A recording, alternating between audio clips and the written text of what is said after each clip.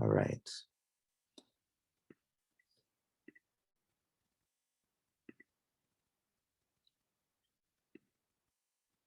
Okay, Joshua, you can start recording, inshallah. أعوذ بالله من الشيطان الرجيم بسم الله الرحمن الرحيم الحمد لله والصلاة والسلام على رسول الله وعلى آله وصحبه ومن والاه. So inshallah, today we're going to be discussing a specific disease of the heart, and that is the disease of laziness. The disease of, or al-kasal in Arabic, laziness. Now, before we discuss laziness, we have to go into what laziness consists of. And so, inshallah, anyone, if anyone would be comfortable with sharing just a simple definition of what you would consider laziness to be. Because it's important, right, to define something and know something, right? We can't know something unless we truly can define it. So anyone would like to take a crack at it? What is laziness? Abdul Hanan. I think it's the lack of motivation to do things. Okay, lack of motivation to do things. This is very good. What else? Anyone else? I would say it's your lack of desire for inaction and complacency. So your lack of desire. like you just don't want to do something. Like you have something to do, but you don't want to do it, and you're complacent and like be in comfort. Like you would rather be comfortable sitting on your bed. Yeah, what the brother just said. Similar to that. Not fulfilling your responsibilities. Okay, it's a good definition as well. Anyone else? Last one more person, inshallah, before we get into it. Let's see the chat. Not fulfilling your responsibilities. I like this definition. This I like. So we're going to go into this, right? Because being laziness does not mean lacking motivation or being inactive and not accomplishing something, right? Or lacking the motivation to do something or not accomplishing things. Because you cannot accomplish things that are haram. You can lack the motivation to do something haram. That won't be laziness, right? So laziness is a lack of energy and lack of enthusiasm for doing something that you should not lack energy or enthusiasm for. This is very important because it's laziness applies to things that we are supposed to do. Laziness applies, this lack of energy and this lack of enthusiasm is only harmful and only blameworthy when it comes to things that are good for us, not when it comes to things that are bad for us. And I know this is very obvious, but I just wanted to clear this up very clearly, inshallah. And so let's look at how Allah subhanahu wa ta'ala discusses laziness in the Quran. Allah subhanahu wa ta'ala mentions in Surah An-Nisa, verse number 142, surely the hypocrites seek to deceive Allah, but Allah outwits them. When the hypocrites stand up for prayer, they do it lazily, right? They do it with laziness, half-heartedly, only to be seen by the people hardly remembering Allah at all. Allah subhanahu wa ta'ala also mentions laziness in Surah Tawbah, verse 54. And what prevented their donations from being accepted is that they have lost faith in Allah and His Messenger. They never come to prayer except in a lazy state, except half-heartedly, and they never donate except resentfully. So laziness in the Quran is mentioned in relation to salah, relation to salah. And there's also a hadith, a famous hadith on laziness. And this is narrated in Sahih al-Bukhari, where the Prophet ﷺ mentioned that shaitan puts 3 knots at the back of the head of any of you when we're asleep. On every knot, he reads and exhales the following words: the night is long, so stay asleep.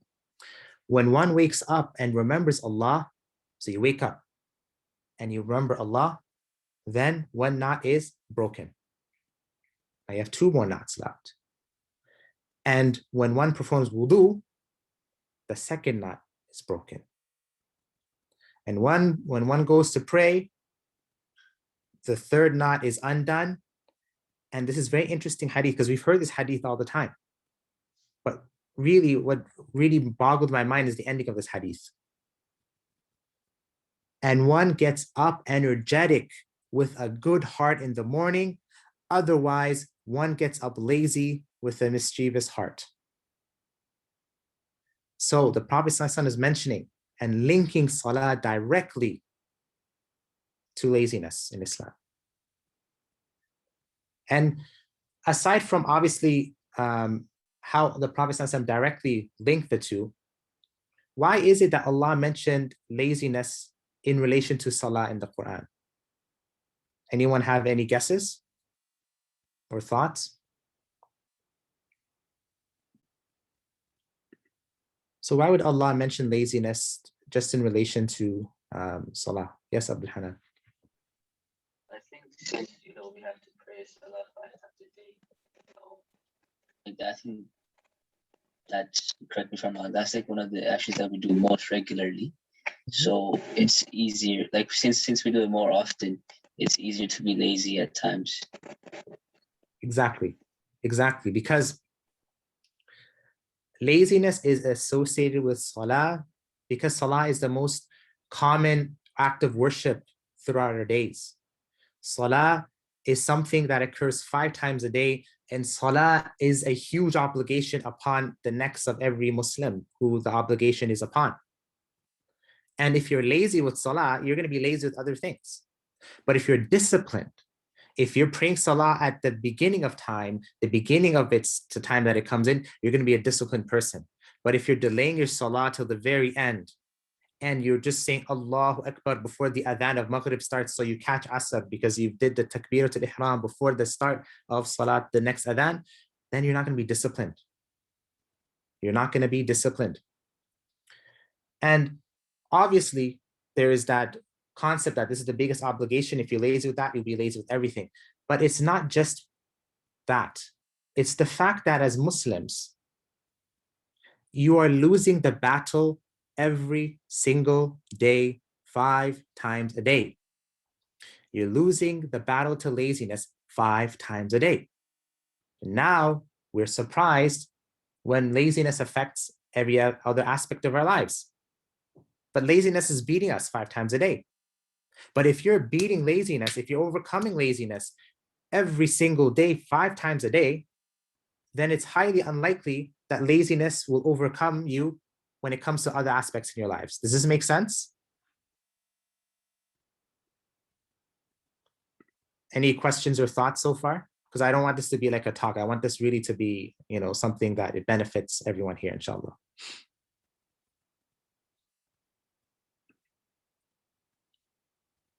And so now, okay, we mentioned laziness in relation to salah, but laziness can affect other things, right?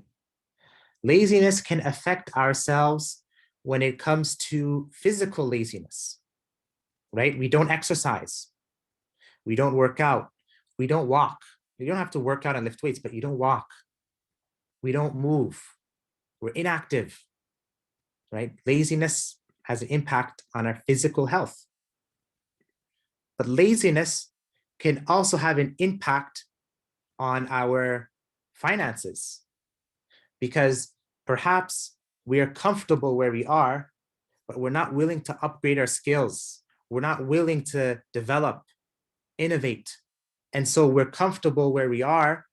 And then eventually we get let go from work because we haven't developed, we haven't innovated. And because we've been so complacent, it's very hard for us to find a job. We know Allah, the risk isn't written by Allah subhanahu wa ta'ala, but laziness, realize, can affect our jobs as well. It can affect our risk. It can affect ourselves in terms of our finances. Someone who's lazy, someone who's not putting in the effort, clearly then the results, they won't really have much of a result, right, in general. The Prophet ﷺ mentioned this in a hadith in Sahih Bukhari, narrated by Abu Hurairah radiallahu anhu. The Prophet Muhammad ﷺ said, by him in whose hand my life is. So the Prophet is making an oath by Allah subhanahu wa ta'ala. It is better for any one of you to take a rope and cut the wood from the forest and carry that wood over your back and sell that wood as a means to earn your living. that difficulty and that simplicity is better than to ask a person for something, and that person you ask may or may not give it to you. Right? So, you know, we're disciplined in our salah, but we're also disciplined in working, right? You know, obviously I'm familiar with most of the brothers here, almost actually I think everyone, and mashallah, most of us are young, and those who are a bit older, we are young at heart, and so we really need to, you know, we can't be just focusing on our amal and we neglect our work, we neglect our ability to provide and our ability to bring home an income and all of these things. And this is very important. This is very important. Or,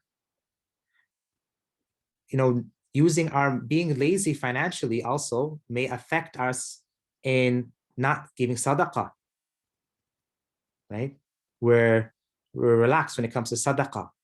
Or even within this concept of our workspaces, and even within this concept of our finances, maybe we have jobs where you have to clock in and clock out.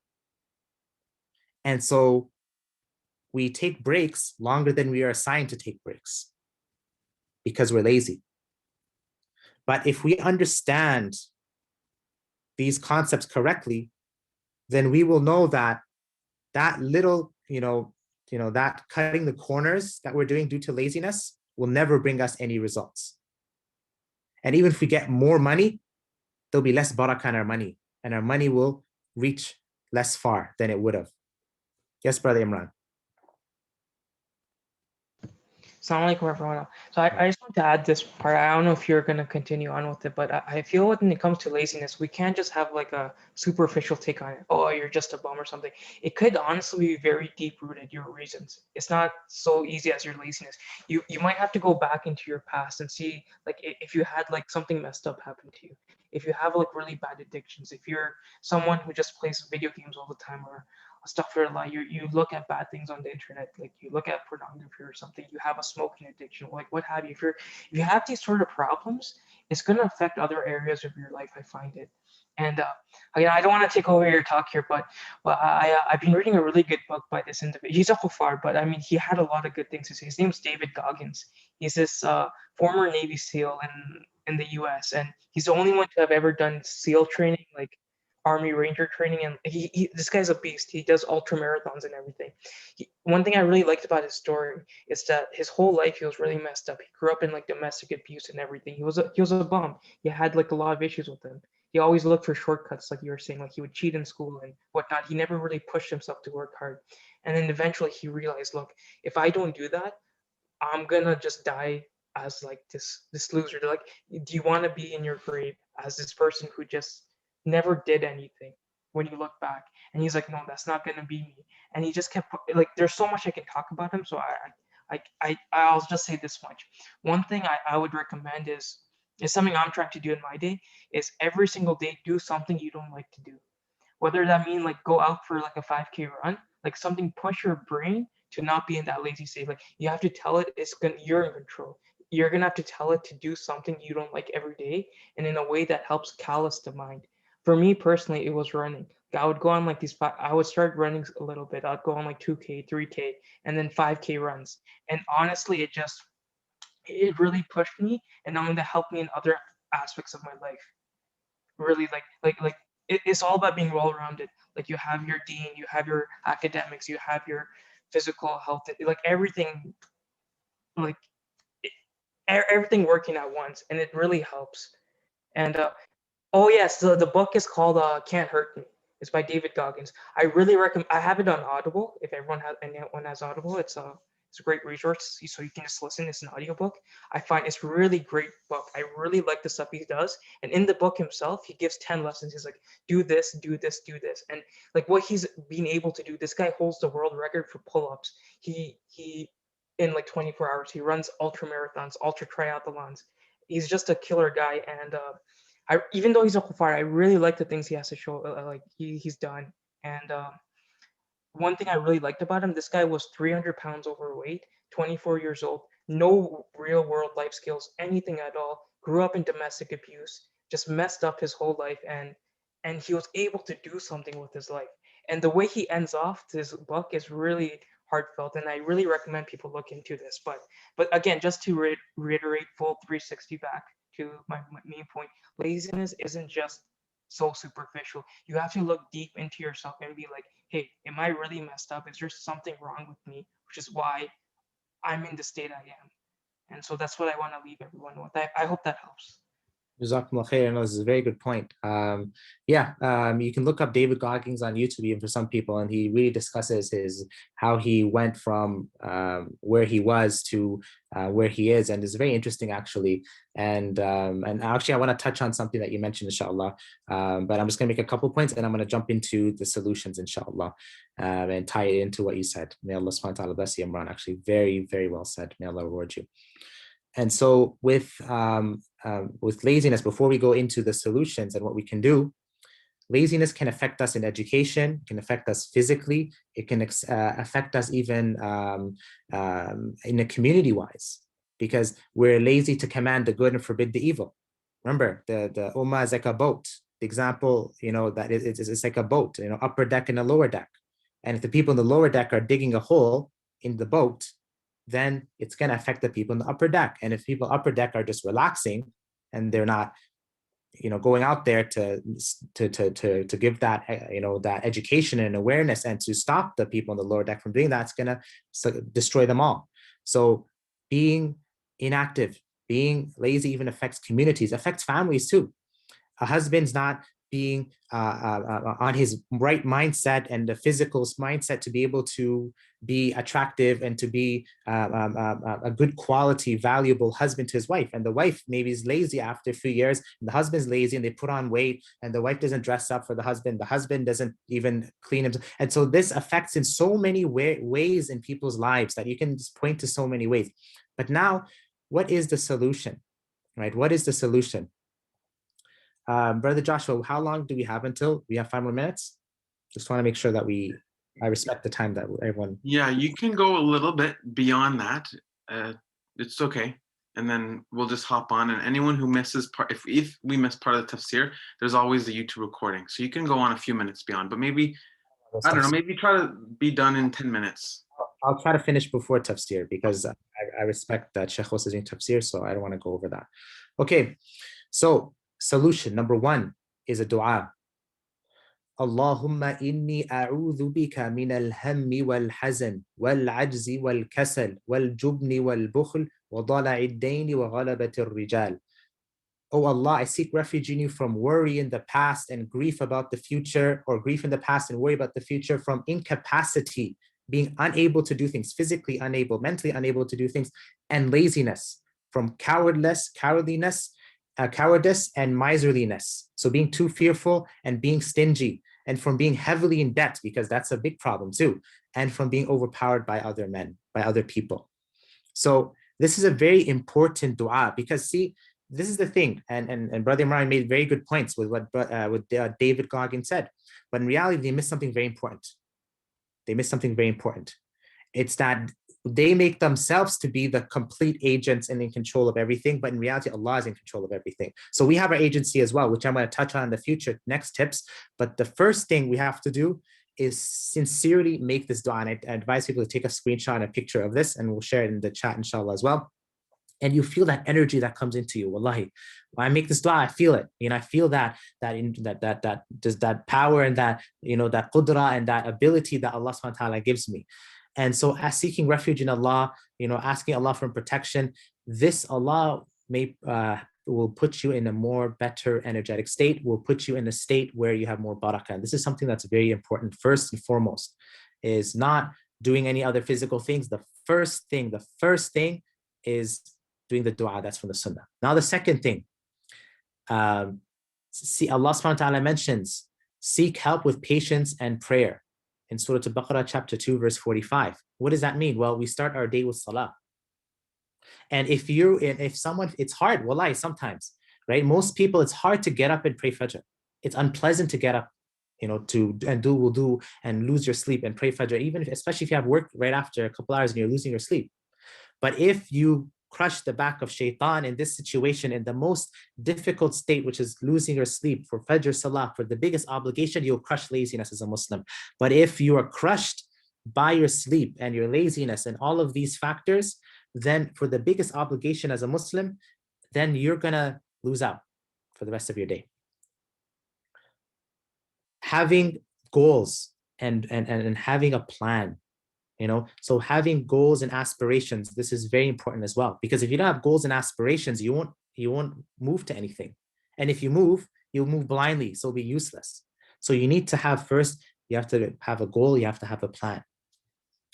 You have to spend time with people who have high aspirations themselves, people who are not time wasters, people who are not lazy. So this is very important.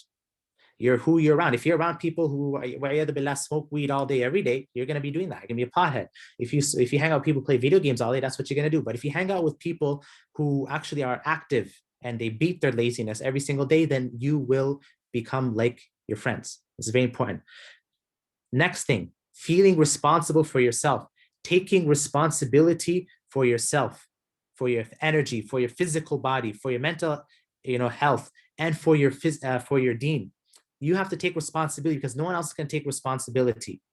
And if you leave things, like the law of entropy, if you leave things the way it is, things will tend to a state of disorder. If you leave your room and not touch it, it'll become dusty and dirty and grimy. But you have to exercise energy to keep your room in a state of cleanliness, a state of cleanliness. This is very important. And so, same thing. If you want to get and you accept that responsibility you have for yourself, you will immediately act differently. The person who is passive, the person who doesn't feel that responsibility to themselves, will move in a different way than the person who feels responsible for their own outcomes and responsible for their own accomplishments in these things. The next thing is delving into your past and understanding and deconstructing why you're lazy in the first place. Maybe you're lazy because you feel that you don't deserve anything good in your life, right? Maybe you're lazy because you feel that you, as a human, you're scared of failure, and so you need to just get comfortable failing. Maybe as a person, we'll wrap up in the next minute. You've been, you're addicted to something, and so you need to fight that addiction as well. So this is something that's very important to delve into, because a lot of people are scared to fail. A lot of people are scared of rejection. A lot of people are scared for people to see that they actually tried and failed, but at least you tried. And so you need to delve into and analyze why it is that you're lazy. What is it that is stopping you? And the next thing is, finally, inshallah, is filling your time with as much things as possible. If you have all these extra times of doing nothing, then you won't accomplish anything. The days where I have work and this first job, second job, this thing, that thing, I accomplish more. The days where I have nothing and I'm lax in those stages of my life where I had nothing to do, then I accomplish nothing. So filling your time, even scheduling your breaks, scheduling your off time, scheduling your time where you can relax, that's very important. So scheduling your time is very important. So again, the dua that we should make, Allahumma inni a'udhu bika min al-hammi wal-hazan wal-ajzi wal-kasal wal-jubni wal-bukhl wa dala'i ad-dayni wa ghalabat ar-rijal. Oh Allah, I seek refuge from you, from worry and grief, from incapacity and laziness, from cowardice and miserliness, from being heavily in debt, and from being overpowered by other men. And remember, salah is very important. Allah mentioned laziness in relation to salah in the Quran. If we lose the battle when it comes to salah, then don't expect to win the battle with other things. Don't act surprised when we lose the battle when it comes to other things in our lives, and we're acting surprised, but we're losing the battle every day when it comes to Fajr. So the first thing is making this dua. The second thing is not losing the battle when it comes to our salah, praying it early, not missing salah, not delaying salah. And the next thing is analyzing why it is that you're lazy. What issues are there? What underlying cause is there? What's the reason? What's the fear? What's the issue? What is the things that you're addicted? What are the things that are going on there? And finding the means to address that, taking responsibility for yourself, your body, your mind, your energy, because no one else will take responsibility. If you don't take responsibility for yourself, no one else will take responsibility over you. Spending time with those of high aspirations and goals, and being someone with high aspirations and goals, and filling your time and scheduling your time properly and appropriately, inshallah. So that's it, very simply, inshallah. I really appreciated the input from everyone here. If does anyone have anything to add before we wrap up, inshallah, we have room for maybe one or two people if you guys want to add something, inshallah.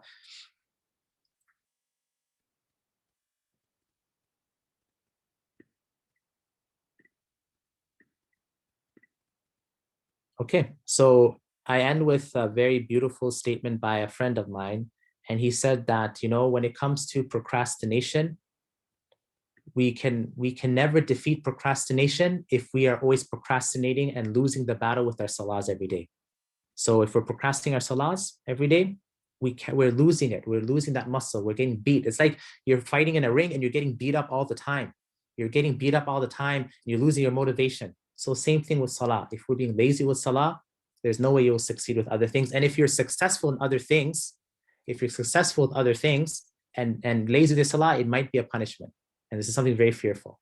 So get our salah in order, make the dua, all the tips that we mentioned today, inshallah. There's many more. And inshallah, we'll conclude with that.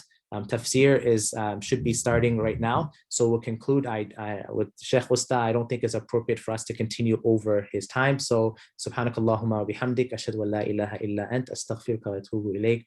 Jazakumullah khairan. Assalamu alaikum wa rahmatullahi wa barakatuh.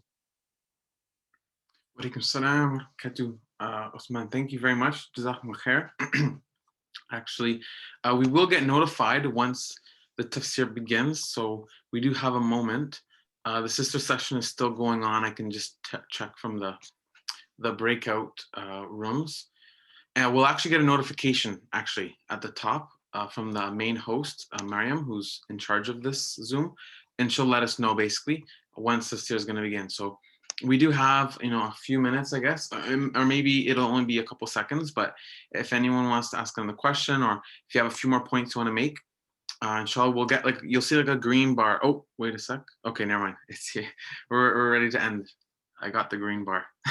Sorry. Okay. Jazakum khair, Osman. Thank you so much. God bless you. And inshallah, we might even have you again sometime. Inshallah.